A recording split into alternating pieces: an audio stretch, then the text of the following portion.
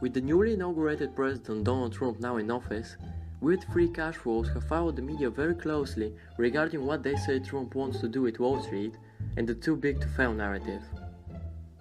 We are not here to take sides, but simply to present facts. We would also like to hear your opinion on Donald Trump's position on Wall Street and big banks, so please share those in the comment section.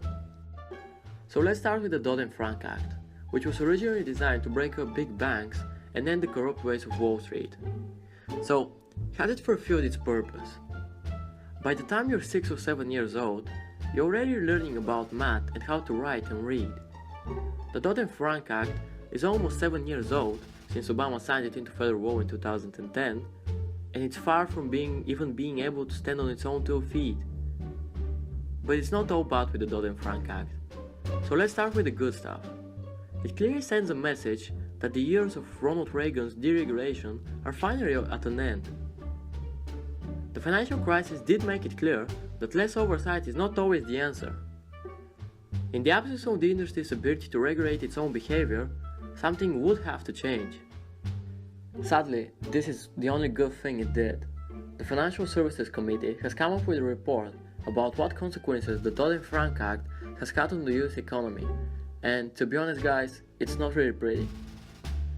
The Dodd-Frank Act is a failure and a massive roadblock to our economic recovery. It creates an atmosphere of uncertainty in which innovators and job creators can't put their ideas and capital to work. This is what Chairman Spencer had to say. He also backed up his statement with facts. In a 28-page report, the report notes that the promised benefits of Dodd-Frank are largely speculative, but the costs on the American economy have been quite real. Only 1 year after the act had been introduced, its cost already exceeded $1.25 billion. It has created government jobs, but has done nothing in helping to create jobs in the private sector. These are the people that really make a difference in the economy. It has done nothing but create roadblocks for small businesses to succeed. Just to give you some perspective, the number of Americans who will have to work all year, every year, solely on complying with all the Dodd-Frank's rules is over 10,000. This means that only big businesses with enough resources and manpower can operate. This brings us to our next point. The largest financial institutions in America remain too big to fail.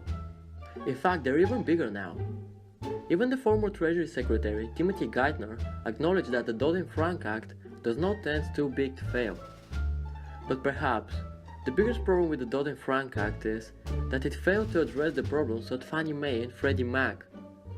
These two companies are responsible for creating a secondary mortgage market by securitizing mortgages in the form of mortgage-backed securities, which were at the core of the financial crisis in 2008.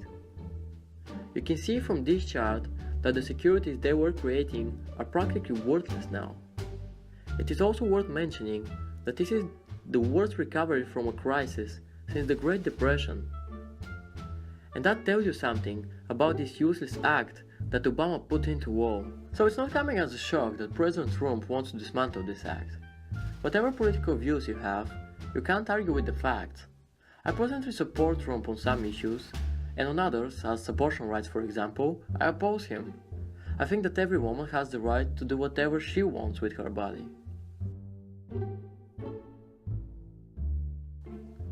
So what might Trump do? The act is undoubtedly in peril, given how Trump has surrounded himself with Wall Street veterans who are on record condemning it.